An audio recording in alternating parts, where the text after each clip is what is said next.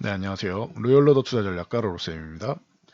자, 2020년 10월 28일 수요일 퇴근길 시황 시작하도록 하겠습니다.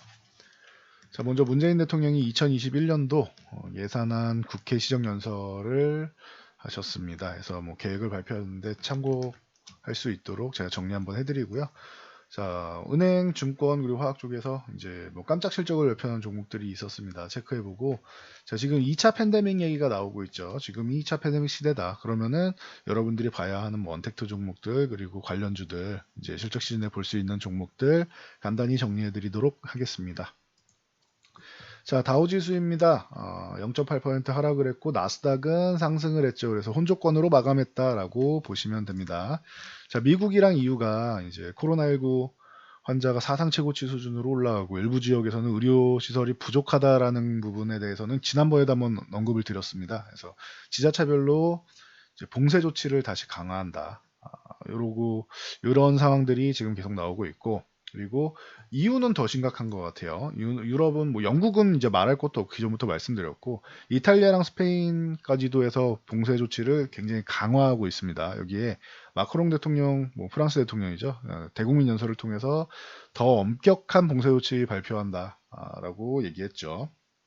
그리고 독일 같은 경우는 그래도 조금은 나은 편이었는데 독일도 이제 술집이나 이런 영업 제한한다고 합니다. 그러니까 우리나라로 치면 이제 기존에 있던 이제 사회적 거리두기 2.5단계 아니면 3단계 수준 이 정도가 지금 미국과 유럽에서도 이제 나올 수 있는 상황이 됐다라고 보시면 될 것 같아요. 참고하시고요.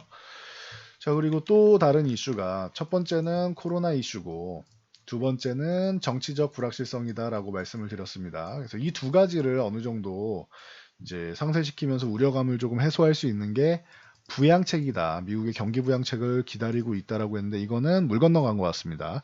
안 된다가 아니고 대선 이후로 될 가능성을 말씀드리는 거예요. 그래서 이제는 거의 대선 이후에 된다라고 봐야겠죠, 합의가. 그래서 이런 형식이면은 민주당이 화살을 다시 맞아야 되는 게 아니냐라는 의견이 분명히 나올 겁니다. 제가 과거에도 말씀드렸듯이 백악관에서 트럼프 측에서는 금액적인 부분, 그러니까 가장 큰 측면에서는 많이 양보를 했어요. 심지어 공화당에서 반대가 있음에도 불구하고 양보하겠다라고 해서 민주당이 최대한 맞춰서 부양책을 이제 나오게 하려고 했습니다. 시행하려고 했는데 세부적인 사항 빼고는 이제 어느 정도 큰 틀은 양보하고 작은 틀은 니네가 양보해라라는 식이겠죠. 무조건 100% 양보하지는 않겠죠. 그래서 했더니 민주당에서 끝까지 버틴 거죠. 그러면은 이제 어떻게 되느냐? 우리의 독설가 트럼프 대통령이 등장을 해서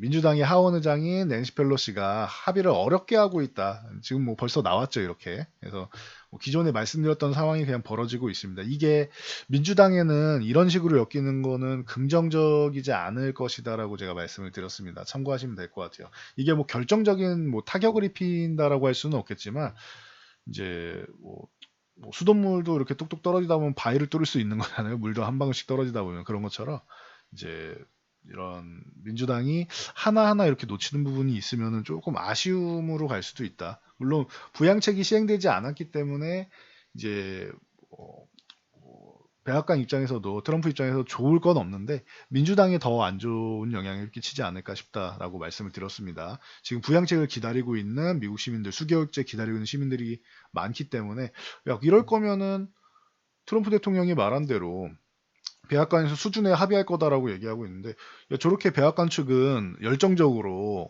우리 시민을 위해서 무언가를 이제 부양책으로 퍼주려고 하는데 민주당이 계속 반대하네? 라는 인식이 생길 수 있는 거죠. 그럼 민주당 쟤네가 말하는 것처럼 정말로 노동자의 편이냐? 라는 얘기가 그런 의견이 나올 수가 있습니다. 그래서 일부만 표가 넘어가더라도 민주당에서는 이제 슬슬 타격이 생기는 거죠. 지금 유리한 상황이기 때문에 방어를 잘해야 되는 입장입니다, 민주당은. 그래서 참고하시고 이 트럼프는 대선 이후에 가장 양호한 대책 제시하겠다라고 얘기하고 있으니 참고하시면 될 것 같습니다.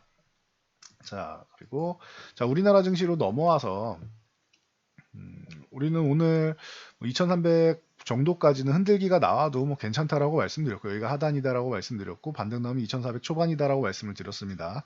그래서 자연스러운 반등 정도로 보시면 됩니다. 그래서 이 구간이 이렇게 수렴 과정을 거치는 과정에서 뭐 어제 한번 이탈했습니다라고 말씀드렸는데 살짝 붙여놨어요. 이 안쪽으로 들어오게 된다면은 그럼 방향성 나오는 날이 얼마 안 남았다는 거예요. 이게 수렴 과정이 조금 길어지면은 이제 미국 대선 정도에 맞춰서 되는 것이고 조금 빨라지면 뭐 이번 주에도 가능성은 있는데 뭐 참고 정도 하시면 될 것 같습니다. 변곡점이 코스닥 같은 경우는 이제 지난주에 나왔어야 되는 변곡점이 뭐 일주일 정도 밀렸다라고 말씀드렸는데 그런 것처럼 뭐 코스피 같은 경우는 조금 더 빨라질 수 있다라는 부분에 대해서도 뭐 생각은 하셔야 될 것 같아요. 그래서 예정대로면은 대선이나 대선 이후 정도 변곡점이 될 수 있고 조금 속도가 빨라진다라고 하면 이번 주에도 뭐 가능은 합니다. 지금 분위기는 만들어졌으니까요. 그래서 수급 동향을 간단히 살펴보면 자 외국인들이 코스피 주식을 매도하지 않고 있다라고 누누이 말씀을 드렸습니다. 그리고 코스닥 같은 경우는 오늘 거의 뭐 800억 가까이 782억을 매수했는데 어제 오늘 해가지고 3천억 정도를 매수했죠. 그리고 이틀 동안만 보면은 3천억인데 그리고 월요일 날 330억, 337억이죠. 337억 정도를 매수를 했는데 월요일 같은 경우에 저점에서는 오전에 이제 기관이 악성 매물이 나올 때 외국인도 동참하는 척 했단 말이에요. 그리고 나서 저점 매수하기 위해서 오후장에 600억 이상 매도한 상황에서 매수가 들어왔기 때문에 월요일 날 저점 매수만 해도 1000억이 들어왔습니다라고 말씀을 드렸어요. 겉으로 보이는 수치만 보는 게 아니다라고 말씀을 드렸죠. 그럼 월요일 날 위에서 매도한 다음에 저점에서 1000억을 다시 매수를 했고 어제 오늘 3000억 매수했다라고 하면은 외국인들은 3일 만에 코스닥을 4천억 매수한 겁니다. 코스피도 4천억이면 뭐 적은 건 아니다 정도로 말할 수 있는데 코스닥 4천억이 어마어마하게 큰 금액입니다. 그래서 외국인들이 저점 매수 들어온다라는 거는 눈으로 확인할 수 있는 수치상으로 확인할 수 있는 상황이었습니다. 기존에 뭐 많이 매도하지 않았습니까라고 말씀하시는 분들께 다시 한번 명확하게 말씀드리면 최근 한 달 동안 이 3일 동안 이번 주 3일 제외하면은 최근 한 달 동안 외국인은 주식을 매수하지도 매도하지도 않았습니다. 매수 매도 반복하면서 거의 제로를 계속 맞춰놓고 있었어요. 코스닥 같은 경우. 그러니까 여러분들 이 부분은 오해가 없으셔야 됩니다. 기관에서 계속 매도했다라고 말씀드렸죠. 그래서 외국인들은 그동안은 저점 잡는 거 기관에서 밀어내리는 거를 구경만 하고 있었고 방어를 안 한 것뿐이지 구경만 하고 있었다. 그리고 저점 매수 들어가려고 기다리고 있었다. 환율 동향에서는 이 정도면은 이제 너무 급격하게 환율이 떨어져서 문제가 되는 것이지 외국인들이 주식을 매수할 금액 이런 환율 쪽에서는 굉장히 우호적으로 작용하기 때문에 언제든지 대기 매수세가 들어올 수 있다라고 말씀드렸는데 지금 코스닥 먼저 진행되고 있다라고 보시면 됩니다. 참고하시고요. 그래서 코스닥 어제 변곡점 지난주에 나올 게 조금 밀려서 어제 나왔습니다라고 말씀을 드렸는데 오늘까지 이어지면서 800포인트 빠르게 회복하는 거 아주 좋은 모습이었다라고 보시면 됩니다. 그리고 코스피는 이제 주식은 매도하지 않은 정도 수준이고 외국인들이 선물을 뭐 매수를 하고 있죠. 뭐 아직까지 뭐 큰 매수 규모는 아닌데 만기일 이후에 좀 조금만 더 매수하면은 이제 만기약 쪽으로 이제 넘어갈 수는 있습니다. 기존에 좀 쉬어갈 수 있습니다라고 말씀드릴 때는 선물을 한 10,000계약 정도 매도가 나왔었죠. 그러면서 롤오버된 물량이 있기 때문에 이게 하락 추세라고 볼 수는 없고 하락이 되려면 최소 3만 계약 이상 청산이 나오고 그 이후에도 계속 매도를 쌓아간다면은 추가적인 하락도 고려를 해야겠지만 이 10,000계약 정도면은 잠깐 쉬어가는 정도로 보시면 됩니다라고 말씀을 드렸는데 이 부분은 다 환매를 하고 지금 6,000계약 이상 지금 매수가 들어오고 있죠. 그래서 외국인들 이 선물 규모에 대해서는 이제 긍정적인 방향, 12월 중순까지는 이제 긍정적인 방향 쪽으로 움직인다라고 보시면 되고, 옵션 동향도 콜옵션 매수는 상승해야지 수익 보는 포지션, 풋옵션 매수는 하락하지 않아야 되는 거. 하락하면 손실이니까 유지되거나 올라가야 되는 거죠. 그래서 둘 다 긍정적인 포지션인데 금액이 크지 않기 때문에 중립 이상 정도라고 생각하시면 될 것 같습니다. 그럼 코스닥 수급이 굉장히 좋고 코스피 수급은 나쁘지 않은 정도, 중립 이상 정도로 보시면 될 것 같습니다. 그래서 이렇게 깔끔하게 수급 정리해드리고요. 자, 오늘 주요 기업들 실적 간단히 보면은 삼성전자 간단히 먼저 해드릴게요. 삼성전자가 6만원 이탈해서 21선도 이탈했는데 이거 큰일 난 거 아닙니까? 라고 생각하실 수 있는데 아니라고 말씀드렸어요. 21선 뭐 이탈해도 빠르게 회복되고 그리고 61선 정도 밑에 아래 지지력도 있고 지지력 테스트 받을 수 있는 것도 있고 해서 크게 걱정할 건 아니다. 이렇게 이탈해도 뭐 문제는 안 된다. 대신 삼성전자의 방향이 중요한데 단기적으로 이제 지배구조에 대한 불확실성이 있기 때문에 삼성전자를 어떻게 이제 다시 지배구조 아래 놓느냐 이 부분에 대해서 얘기가 많이 나오고 있는데 그러다 보니까 이제 뭐 우려감을 갖는 분들에 의해서 조금 밀리긴 했는데 삼성전자는 일단 실적 자체가 굉장히 잘 나왔다라고 말씀드렸어요. 3분기 가전, 뭐 스마트폰 그리고 통신 그리고 반도체도 선방을 했고 그리고 반도체가 주력인데 내년부터는 반도체가 회복이 되는 구간이다. 그러면 실적이 지금도 잘 나왔다라고 하면은 4분기에는 이제 소비 시즌이 있고 그럼 내년에 메모리 회복되고 하면은 실적은 앞으로 계속 뭐 목표치를 너무 높게 잡지만 않으면 실적은 앞으로 계속 개선이 되고 좋아지는 방향으로 갈 가능성이 높지 않나. 그러면은 기업의 가치는 어, 기업의 가치는 계속 올라가는 거죠. 그럼 주가가 어떻게 돼야 돼요? 이 기업 가치에 수렴해야 되는 거니까 이 사상 최고가를 앞두고 있기 때문에 여기서 저항을 받을 수 있다. 그러니까 한 차례 정리하고 소부장 쪽으로 이제 교체하는 것도 방법이 될 수 있다고 말씀드렸는데 삼성전자가 6만 원 이 구간 돌파해가지고 저는 뭐 7만 원 이상도 충분히 가능하다라고 봅니다. 뭐 8만 원 가도 이상할 게 없는 종목이다라고 누누이 말씀을 드렸는데 올라가는 거는 뭐 기정사실이라고 봐요. 올해 넘어가느냐, 뭐 내년에 넘어가는 이 차이지 넘어갈 거라고 봅니다. 저는 올해도 충분히 가능성이 있다고 보고 대신 상승률만 보면은 삼성전자보다는 지금 최근에 충분히 휴식을 취한 소부장 쪽이 더 유리할 수 있고 5G 쪽이 더 유리할 수 있다라고 누누이 말씀드렸습니다. 그래서 삼성전자는 단기적으로 이제 지배구조 때문에 우려감을 갖는 분들이 있을지언정 뭐 추세가 이렇게 꺾였네 뭐 그런 얘기를 들을 종목이 아니다라는 거 참고하시면 될 것 같아요. 삼성전자가 오늘 만약에 이렇게 밀리지 않았다면 지수는 1% 이상 상승했을 겁니다. 참고 정도 하시고요. 자, 다시 실적으로 넘어가면 신한지주, 은행주들은 올해 이제 금리도 인하되고 거의 뭐 제로금리 쪽으로 뭐 붙어가고 있죠. 그러면서 어려운 구간을 보내고 있는데 그럼에도 불구하고 이제 뭐 예상치가 워낙 좀 낮았던 것도 있고 해서 전년 동기 대비해서 이제 매출액은 8조 2,400억 그리고 영업이익은 1조 4,600억 그리고 순이익이 1조 1,600억으로 해서 뭐 매출은 줄었지만 매출은 34% 줄었지만 영업이익이랑 순이익이 조금씩 늘었어요. 영업이익은 이제 3% 중반 그리고 순이익은 11.25%에서 늘었습니다. 그래서 생각보다 실적이 잘 나왔네라는 시장의 인식 거기에 배당주다라고 말씀드렸어요. 은행주는 그래서 뭐 어마어마한 주가 상승률을 본다기보다는 뭐 조금 3만 원 뭐 초중반 중반 정도까지 보시고 그리고 배당을 받을 수 있는 종목이다라는 거를 생각하시면은 은행주도 이제 단기적으로는 뭐 그렇게 나쁘지 않다 정도로 아주 좋다라기보다는 뭐 썩 괜찮다 정도로 볼 수 있는 구간이다 정도로 생각하시면 될 것 같아요. 그리고 NH투자증권 같은 경우도 이제 매출액은 전년 동기에서 44.63% 줄어서 1조 7,200억인데 영업이익 쪽에서 이제 그리고 순이익 쪽에서 거의 뭐 200% 전후되는 어마어마한 이제 성장을 보였습니다. 그래서 영업이익이 3,536억, 순이익이 2,396억으로 해서 전년 동기 비해서 영업이익 201.33 그리고 순이익 196.96%뭐 어마어마하죠. 200%가 늘어난 거예요. 그러니까 참고 정도 하시면 될 것 같습니다. 그래서 증권주 같은 경우도 배당도 좋고 그리고 이렇게 금리가 낮을 때는 투자 쪽을 이제 당연히 뭐 긍정적이기 때문에 금융 3종 중에서는 그래도 증권주가 제일 낫지 않겠느냐. 적어도 지수 상승률보다는 조금 나은 구도로 가지 않겠느냐라고 기존에부터 말씀드렸고 그래도 이 중에서 가장 뭐 안정적인 종목이다라고 하면 저는 키움증권이 탑픽이 아닌가 싶다라고 많이 말씀드렸습니다. 추세 자체가 좀 안정적이죠. 키움증권은 주가 레벨도 높고 그래서 개인 투자자분들이 이렇게 시장에 많이 진입을 한다라고 하면은 안정적인 쪽은 뭐 키움증권이 아니겠느냐라고 말씀을 드렸습니다. 그래서 참고 정도 하시면 될 것 같습니다.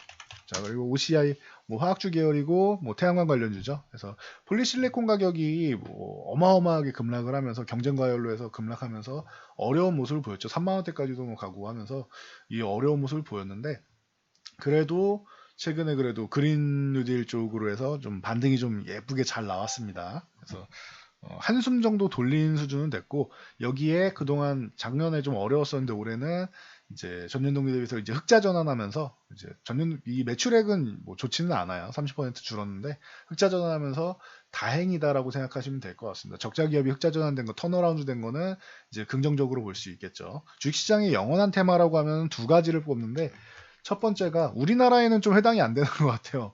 M&A 테마, 기업 인수합병 쪽으로 해서 M&A 테마가 있고 두 번째가 이제 실적 실적 턴어라운드, 어닝 턴어라운드 되는 이제 적자에서 흑자 전환돼서 쭉 상승하는 이런 테마가 있는데 이제 OCI가 앞으로 얼마나 더 성장을 하느냐가 중요하겠죠. 일단 흑자 전환에 성공을 했으니까 이게 뭐 미래 앞으로가 더 관건일 것 같습니다. 참고하시고 그래서 OCI 같은 경우는 이제 뭐 화학주를 보는 게 조금 더 안전하지 않느냐라고 뭐 생각은 하고요. 뭐 에틸렌 뭐 개선 기대감이나 이런 얘기가 나오고 있는 롯데케미칼이랑 이게 뭐 당연히 뭐 화학주 중에서는 탑픽 종목이 롯데케미칼 그리고 대한유화 같은 경우도 이제 뭐 2차 전지 쪽으로 이제 분류가 되기 시작을 하고 그리고 금호석유 같은 경우도 뭐 자연스럽게 요게 이렇게 세 종목 정도로 제가 많이 말씀을 드리죠. 보면 다들 21선 위쪽에 있고 최근에 주가 레벨이 좋았습니다. 화학업황이 이제 좀 개선된다라고 하면서 이 세 업체들이 뭐 긍정적인 모습을 보이고 있다. 그래서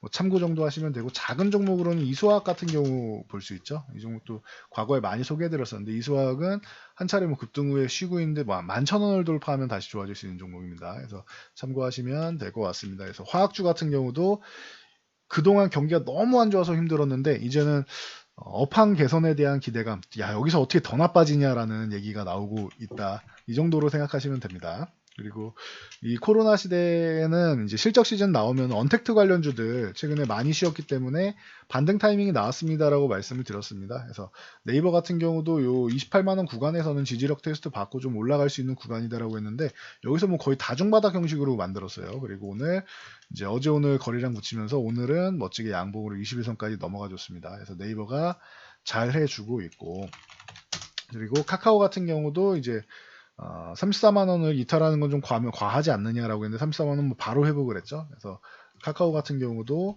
좋은 모습 보이고 NC소프트도 이렇게 소개해드리면서 세 개 같이 이제 반등 타이밍이 나왔습니다라고 했는데 NC소프트가 먼저 이제 저점을 찍고 이제 반등이 시작이 됐고 그리고 나서 이제 잠깐 쉬는 타이밍도 21선 정도는 계속 유지를 해주고 있죠. 그래서 게임주 얘기할 때도 말씀드리고 언택트 관련주 얘기할 때도 말씀드리는데 NC소프트 같은 경우가 뭐 충분히 뭐 좋은 모습 다시 한번 살아나는 모습을 보여줄 가능성이 충분해졌습니다.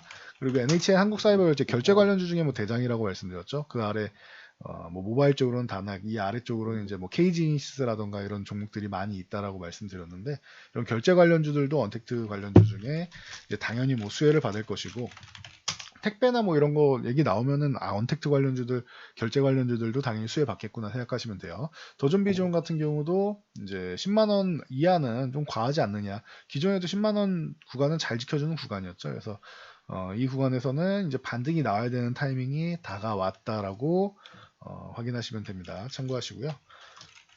그리고 이번 코로나 뭐 최대 실적 수혜주 하면 시젠이라고 할 수 있죠. 이제 뭐 실적 깡패가 되어버렸는데 매년 조금씩 성장하던 기업이 아예 뭐 엄청난 기업이 돼버렸죠. 이제 시젠 같은 경우는. 그래서 뭐 당분간은 이제 뭐 이런 진단키트 쪽 중에서는 이제 물론 경쟁이 뭐 심해지고 한다 하더라도 지금처럼 저렇게 2차 팬데믹 얘기가 나오면은 뭐 4분기까지는 뭐 양호하지 않겠느냐라고 볼 수 있습니다. 내년에 언제쯤부터 이제 성장성이 줄어드느냐가 관건인데 그 구간에서는 이제 좀 위험해질 수 있겠죠. 그러니까 적당히 이제 오르기도 너무 많이 올랐고 물론 실적이 그만큼 받쳐주기 때문에 시젠 같은 경우는 충분히 합리화가 될 수 있습니다. 오르기도 많이 올랐고 했기 때문에 이제 시젠 같은 경우는 이제 매매 관점으로 봐야지 투자의 관점으로 보는 거는 사실 조금 부담스러운 구간에 있습니다. 뭐 실적은 더 좋아질 수 있다라고 해도 부담이 되는 건 사실이니까요. 그래서 뭐 참고하시고 시즌 뒤에는 뭐 이제 바이오니아나 뭐 이런 종목들 뭐 볼 수 있다라고 누누이 설명드렸습니다. 그래서 바이오니아 같은 경우도 25,000원 아래는 좀 과매도 구간인데 지금 내려와 있죠. 그러면 25,000원 정도는 빠르게 회복 시도 나오거나 회복 정도는 할 수 있다. 그리고 수젠텍도 뭐 2분기에 실적이 기대치에 못 미쳤다라는 거지 실적이 나쁘지 않았어요.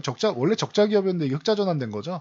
그러니까 수젠텍도 뭐 그렇게 실망할 정도는 아니라고 생각합니다. 작년에 70억 적자였던 기업이 올해 1분기에도 20억 적자였고 근데 2분기에 200억 흑자가 됐으면은 이 부분에 대해서는 인정은 해줘야 된다라고 봐요. 그래서 한 차례 뭐 이중천장식으로 올라오긴 했지만 지금처럼 이렇게 아래쪽에 있을 종목은 아니지 않겠냐. 실적 시즌이 오면은 만약 이번에 뭐 실적이 다시 적자 전환되거나 아니면은 이제 뭐 매출 영업 이익금이 줄어들거나 하지 않는 이상은 위쪽으로 다시 한번 이제 꿈틀대는 반등 정도는 만들지 않겠느냐라고 보고는 있습니다. 그리고 랩지노믹스 같은 종목도 뭐 좋은 종목이라고 말씀을 드렸죠. 34,000원 아래 있을 종목은 아닌데 밀려있다. 그래서 이런 식으로 볼 수 있을 것 같습니다. 진단키트 관련주들은 많은데 대표 종목들 중심으로 보시는 게 그래도 좀 낫지 않겠느냐라고 말씀드리겠습니다.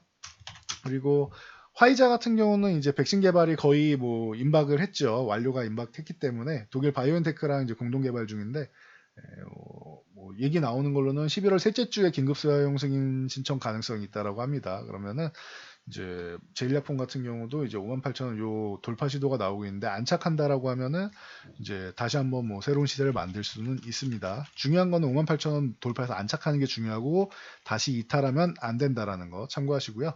문재인 대통령이 2011년 예산안 국회 시정연설에서 뭐 전기차 수소차 보급 확대 계획을 발표했는데 처음 있는 일 아니죠. 이거 매년 발표하는 거죠. 전기차 수소차. 특히 수소차 쪽 수소경제 굉장히 좋아하시죠. 우리 대통령께서. 그러니까 뭐 오늘 뭐 발표됐는데 뭐 급등한 거를 이제 못 잡았다 아쉬워하실 필요 없습니다.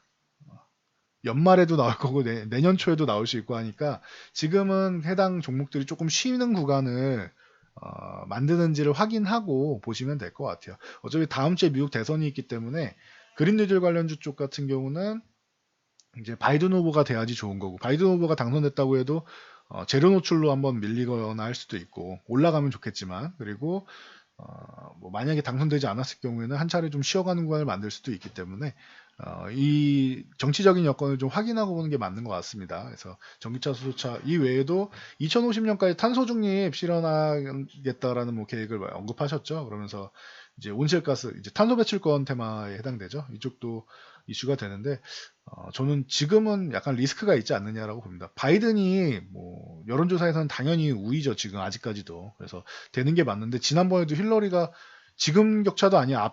지난번에는 트럼프가 안 될 거라고 생각하는 사람들이 대부분이었는데 그게 확 뒤집혔을 정도니까 거기다 민주당에서 이제 부양책 합의 안 한 것도 이제 조금 걸림돌이 될 수 있고 해서 뭐 격차가 지금 오차 범위 안쪽에는 있기 때문에 미국 대선 뭐 섣불리 예측하기보다는 조금 지켜보고 판단하는 게 낫지 않나 싶습니다. 그래서 오늘은 여기까지 말씀드리면은 될 것 같네요.